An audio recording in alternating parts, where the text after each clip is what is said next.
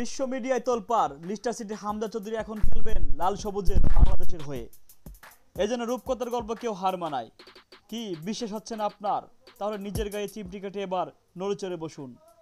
কোটি বাঙালি ফুটবল প্রেমীদের দীর্ঘদিনের অপেক্ষার অবশেষে অবসান হলো। ফিফা থেকে সম্মতি মিলেছে, হামজা চৌধুরী এখন খেলতে পারবে বাংলাদেশের হয়ে। সব ঠিক থাকলে এশিয়া কাপ বাছাইয়ের 25শে মার্চ বাংলাদেশ ভারত বিগ ম্যাচে মাঠ মাতাবে লিস্টার সিটির ফুটবলার, যিনি 2021 সালে এফএ কাপ জয় করে নিজেকে চিনিয়েছেন জাত ফুটবলার হিসেবে।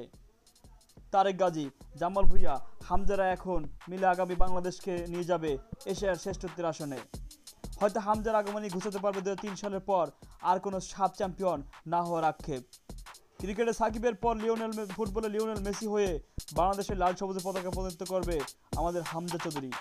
হামজাকে পেয়ে হয়তো বদলে যাবে র্যাঙ্কিংয়ে 188 নম্বরে থাকা বা মৃতপ্রায় বাংলার ফুটবল। সাথে স্বপ্ন বেশি যাবে 18 কোটি ফুটবল প্রেমী বাঙালির, যে স্বপ্ন দেখে বাংলাদেশে একদিন বিশ্বকাপ খেলবে। বাংলাদেশের ওই লাল সবুজের পতাকা একদিন ক্রিকেটের মতো উঠবে ওই ফুটবল বিশ্বকাপে। সেদিন হয়তো আর খুব বেশি দৌড় নাই। বাংলাদেশি বংশোদ্ভূত লিস্টার সিটির এই হামজা চৌধুরী হয়তোবা সে আক্ষেপ ঘুচাতে পারবে, যাকে কেন্দ্র করে এখন স্বপ্ন দেখছে কোটি বাঙালি।